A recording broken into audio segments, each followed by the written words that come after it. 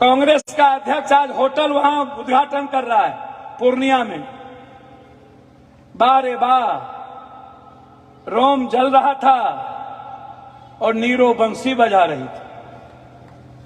बाहरे दुनिया, बाहरे कमीने लोग, बाहरे दोगले लोग, पूरा सभा मर गया, पूरी जनता डरी हुई हो, पूरी मां की गोद सुनी हो गई, भाई की बहन की कलाई सुनी हो गई, भाई का आंसू नहीं रुकता, पिता का बुढ़ापा चला गया, पत्नी की मुस्कुराहट गायब हो गई और ये लोग बंसी बजा रहे। सबों को नमस्कार।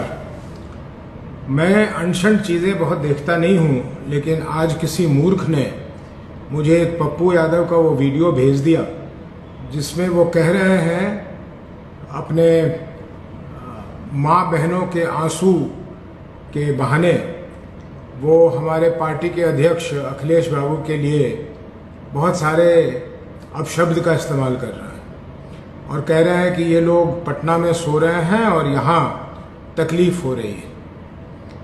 मैं इस गिरोह चलाने वाले पप्पू यादव को याद कराना चाहता हूँ कि ये अपने समय को याद करें कि कितने मासूमों की ज़िंदगी इन्होंने बर्बाद की है। आज भी ये हत्या के आरोपी हैं।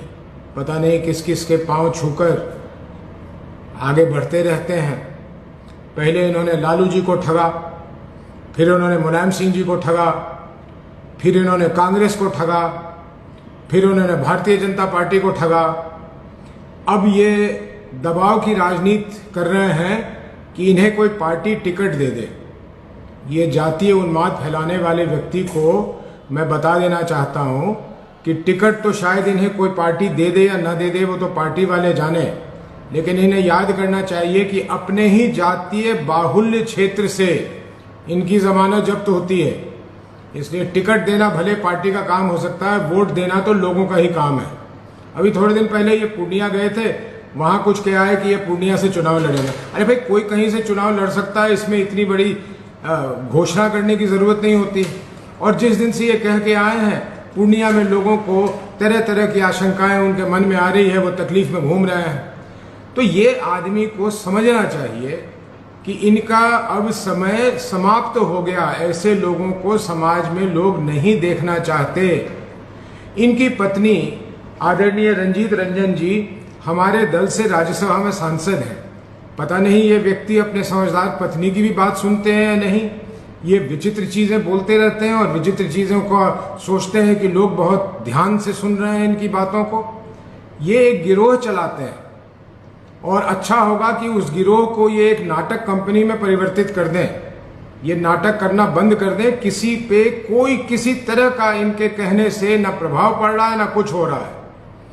और जहां जाते हैं, एक अभी दुर्घटना हुई, उसका इन्होंने एक नया रंग दे दिया कि ये साजिश है। साहब, दुर्घटना में एक परिवार खत्म हो गया।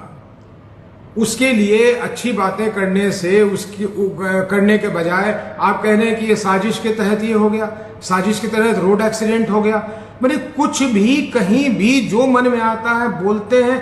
और इनके शुभचिंतकों को चाहिए कि अब ये जेल के पीछे तो बहुत दिन रहा है, लेकिन ये मानसिक रूप से विक्षुब्ध लगते हैं मुझे। इनके शुभचिंतकों को इनकी मानसिक इलाज करवा देनी चाहिए ताकि इनका कुछ भला हो सके। और उनसे कह दें कि ऐसी अपशब्द का इस्तेमाल अगर करेंगे तो शब्द का प्रयोग करना तो हम लोगों को भी आता है।